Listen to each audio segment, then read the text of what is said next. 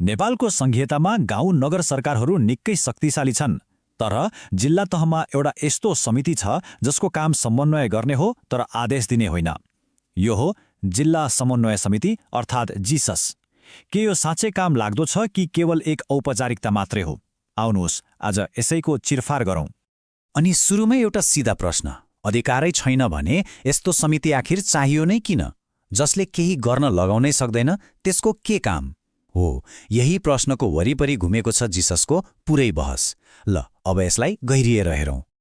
सबैभन्दा पहिले एउटा कुरामा प्रष्ट हौँ है। हामी नेपालको 2072 सालको संविधानले जन्माएको एउटा बिल्कुलै नयाँ समन्वयकारी संरचनाको बारेमा कुरा गर्दैछौँ। यो कुनै पुरानो जीविसलाई नयाँ नाम दिएको मात्रै होइन। बिल्कुलै होइन। त्यो पुरानो जीविस त आफैमा एउटा शक्तिशाली कार्यकारी अधिकार भएको स्थानीय सरकार जस्तै थियो। तर अहिलेको जिससको भूमिका त्योभन्दा एकदमै फरक छ।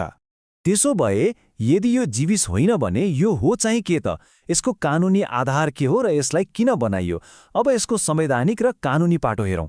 संविधानको धारा 220ले नै यसको व्यवस्था गरेको छ। यसको काम भनेको जिल्लाभित्रका पालिकाहरू र अरू सरकारी निकायहरू बीच पुलको काम गर्ने, समन्वय गर्ने अनि अनुगमन गर्ने।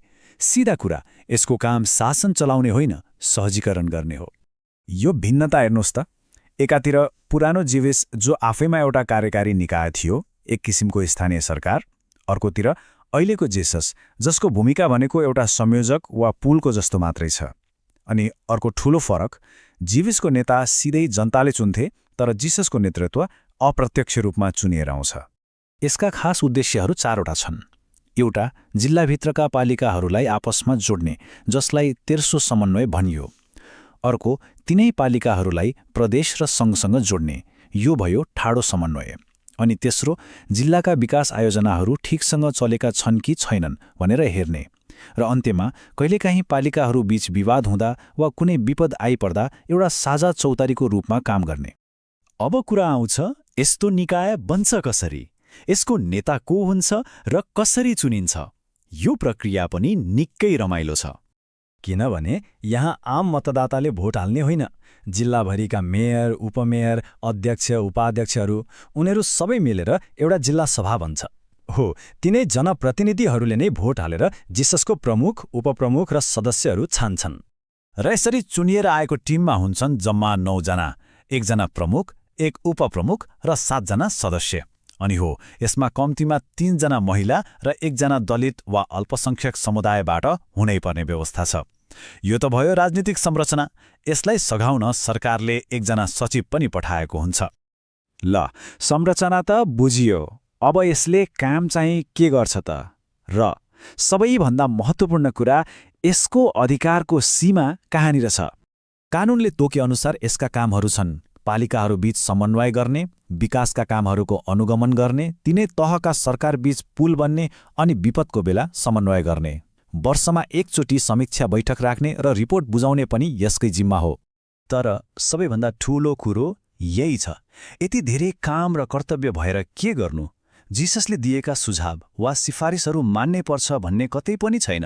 यो बाध्यकारी होइन, मतलब यसको शक्ति भनेको फकाउने हो, आदेश दिने होइन। हो, यहीँनिर आएर यसको प्रभावकारितामाथि एउटा ठूलो प्रश्नचिह्न खडा हुन्छ। अनि यही अधिकारको सीमाले गर्दा नै ठूलो बहस सुरु भएको छ। जिसस साँच्चै चाहिने निकाय हो त कि यो सेतो हात्ती मात्रै हो? दुवै पक्षका आफ्नै तर्कहरू छन्। एकातिर कास्की, काठमाडौँ जस्ता जिल्लामा यसले नदीजन्य पदार्थको उत्खनन वा बेरुजु घटाउने जस्ता विषयमा राम्रो समन्वय गरेको देखिन्छ। तर अर्कोतिर धेरैजसो पालिकाहरूले यसको अनुगमनलाई हस्तक्षेप ठान्ने र यसका सिफारिसहरू बाध्यकारी नहुँदा अधिकारविहीन भयो भन्ने आलोचना पनि चर्को छ। हो, राम्रा उदाहरणहरू पनि छन्। केही जिल्लाहरूमा जिसस एउटा साझा चौतारी जस्तै बनेको छ, जहाँ पालिकाहरूले आपसमा मिलेर साझा समस्याहरू सुल्झाएका छन्। अन्तरपालिका विवाद मिलाउन र विकासका कामहरूमा सन्तुलन ल्याउन यसले एउटा सहयोगीको भूमिका खेलेको पनि नकार्न मिल्दैन। तर आलोचकहरूको तर्क पनि उत्तिकै वजनदार छ। उनीहरू सोध्छन्, जुन निकायको कुरा मान्नु नै पर्दैन त्यसको के काम? यो त अधिकार बिनाको पद मात्रै भएन र?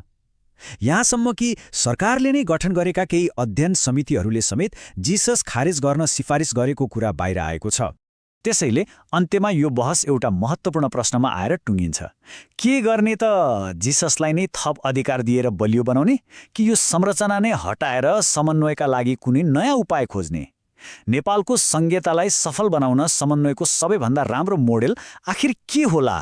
यो एउटा गम्भीर प्रश्न हो जसमाथि थप विमर्श हुनु जरुरी देखिन्छ।